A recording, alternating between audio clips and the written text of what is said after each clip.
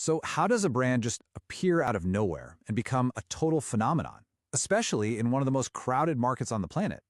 Well, today we're going to pull back the curtain on Super U, an Indian D2C brand that did just that. We're breaking down their entire playbook. Okay, to really get a sense of what we're talking about here, just look at this number, 100 crore rupees. That's over $12 million in revenue. But here's the crazy part. They didn't do this in 5 years or even 1 year. They did it in their first 6 months. I mean, that's just insane, right? So, that's the big question we're tackling today. In a market like India, which is absolutely packed with massive legacy brands in literally every category, how on earth is something like this even possible? What is their secret sauce? All right, let's dive in. We're going to break this down piece by piece and really get into the secrets behind this mind-blowing launch. And look, this wasn't some lucky shot in the dark or a flash-in-the-pan viral moment. No, what they built is an actual playbook. And it all starts with one super powerful insight about you, me, and pretty much every modern consumer out there. Okay, so the absolute foundation of their whole strategy, it all comes down to this idea they call better for you. And trust me, this isn't just some catchy marketing phrase. It's a total rethink of what healthy actually means for real people in the real world. So what does better for you even mean? Well, think of it this way.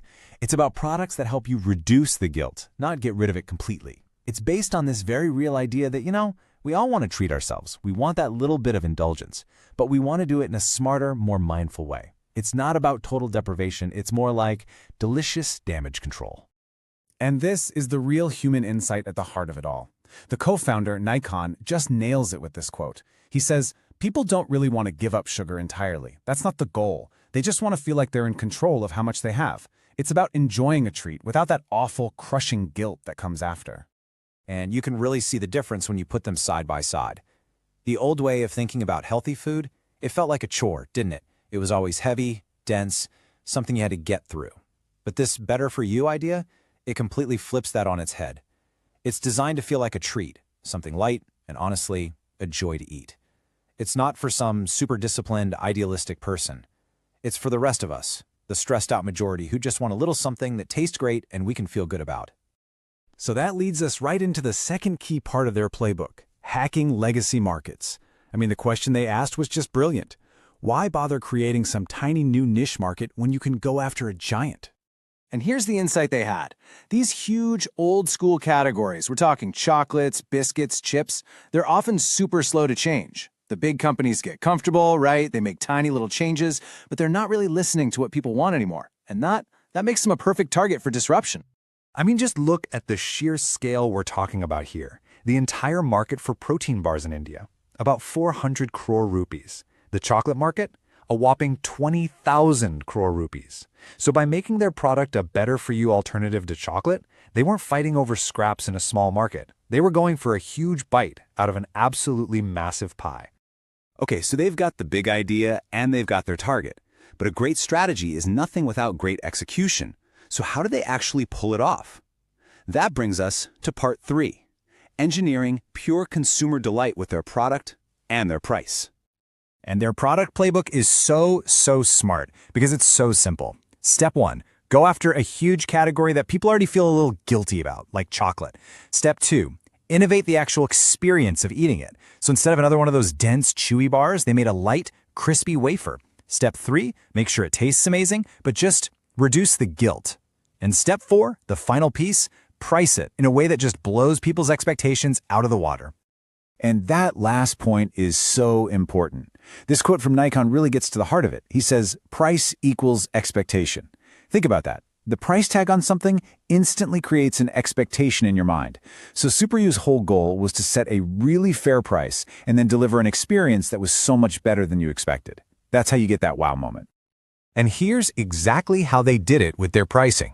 If you look at traditional protein bars, they were crazy expensive. We're talking up to 2,500 rupees for a kilogram. Super U comes in and prices their wafer at just 60 rupees. Suddenly, it's not a specialty health item anymore. It's an affordable, everyday snack. It's competing directly with a regular chocolate bar, not just other protein bars. All right, last but not least, let's talk about the brand itself, because you can have the best product in the world, but if nobody knows about it, it doesn't matter. And this is where they built an absolute machine. And it's about way more than just having a celebrity on board. So how did they get a megastar like Ranveer Singh involved? The story is actually kind of legendary. The co-founder, Nikon, didn't show up with a 50-page PowerPoint deck. Nope, he just walked in and gave him a line straight out of a movie. Look, I'm going to make you an offer you can't refuse. And this is the crucial part to understand. Ranveer Singh is not just a brand ambassador they pay to show up in a few ads. He's a co-founder. That means he's in the weeds, involved in creative decisions, taste testing the products. His whole personality, that big, bold, high-energy vibe, is literally infused into the brand's DNA. He's the one who champions their marketing philosophy, which is all about pack one punch. Basically, don't do a million things, do a few things and make them absolutely incredible. And when you think about it, that's exactly what the brand feels like, right? It's confident, it's bold, it's designed to be the center of attention and grab you from the shelf. It's basically a perfect reflection of its co-founder.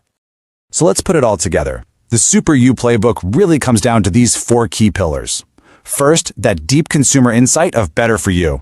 Second, the brilliant strategy to disrupt massive old-school markets. Third, that killer execution on the product and price. And finally, a totally authentic brand that just cuts right through all the noise. And that really leaves us with one big question, doesn't it? Super You proved that even the biggest fish in the pond can be challenged. It makes you look around and wonder, with so many giant brands out there just doing the same old thing year after year, who's next? What giant is just sitting there waiting to be disrupted?